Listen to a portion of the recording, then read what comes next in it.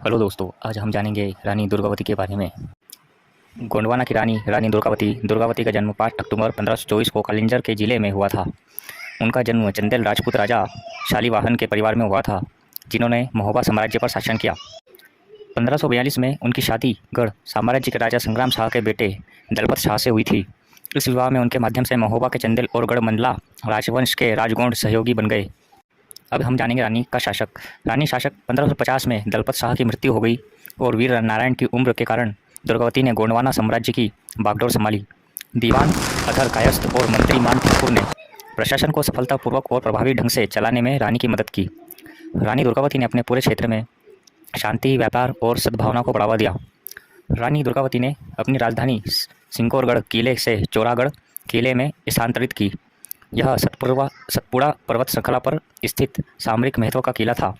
शेर शाह सूरी की मृत्यु के बाद शुजा खान ने मालवा पर कब्जा कर लिया और 1556 में उनके बेटे बाज बहादुर ने उनका उत्तराधिकारी बना लिया। सिंहासन पर चढ़ने के बाद बाज ने रानी दुर्गावती पर हमला किया, लेकिन हमले को विफल कर दिया गया।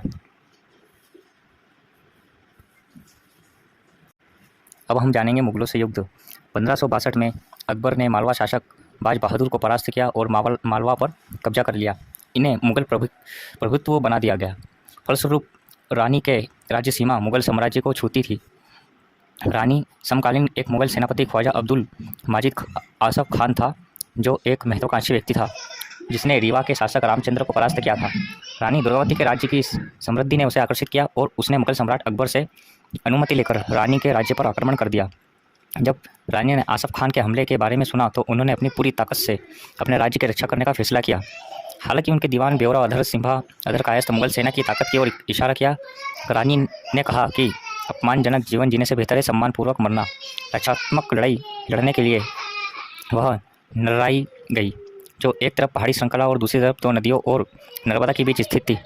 यह असमान युद्ध था, जिसमें मुगल पक्ष की ओर से बड़ी संख्या में प्रशिक्षित सैनिक और आधुनिक हथियार थे, और रानी दुर्गावती की ओर से पुराने हथियारों के साथ अप्रशिक्षित सैनिक थे।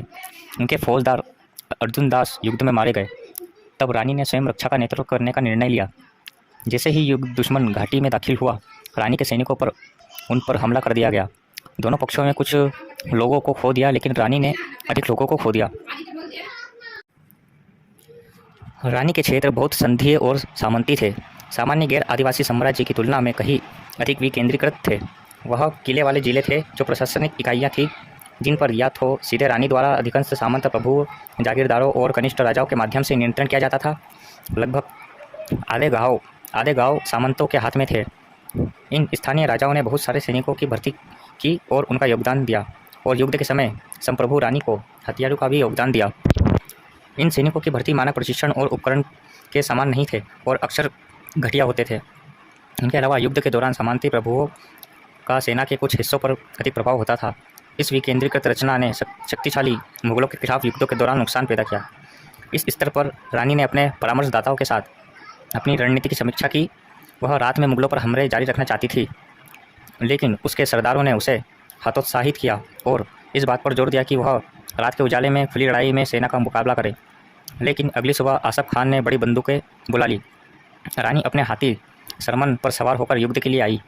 इस युद्ध में उनके पुत्र वीर नारायण ने भी भाग लिया। उन्होंने मुगल सेना को 3 बार पीछे हटने के लिए मजबूर किया, लेकिन अंत में वह घायल हो गए और उन्हें सुरक्षित स्थान पर जाना पड़ा।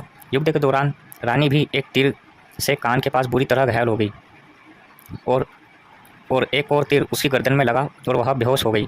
होश में आने पर उसने महसूस किया कि हार निकट थी।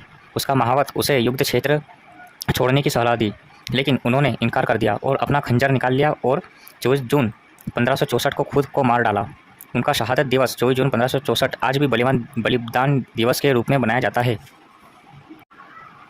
मदन महल किला जबलपुर रानी दुर्गावती और उनके बेटे वीर नारायण से अच्छी तरह जुड़ा हुआ है। 1983 में मध्य प्रदेश सरकार ने उनकी स्मृति में जबलपुर विश्वविद्यालय का भी नाम बदलकर रानी दुर्गावती विश्वविद्यालय कर दिया। भारत सरकार ने 24 जून 1988 को उनकी मृत्यु पर एक डाक टिकट जारी किया। जबलपुर जंक्शन और जम्मूवती के बीच चलने वाली ट्रेन को रानी दुर्गावती के नाम पर दुर्गावती एक्सप्रेस 11449 11450 के नाम से जाना जाता है। भारतीय तट रक्षक ने 14 जुलाई 2018 को अपनी तरह का तीसरा Ishor petrol वेशनल IPV ICGS Rani Durgavati को चालू किया। तो ये थी जीवनी रानी दुर्गावती की। अब अगले वीडियो में हम और भी ऐसे महान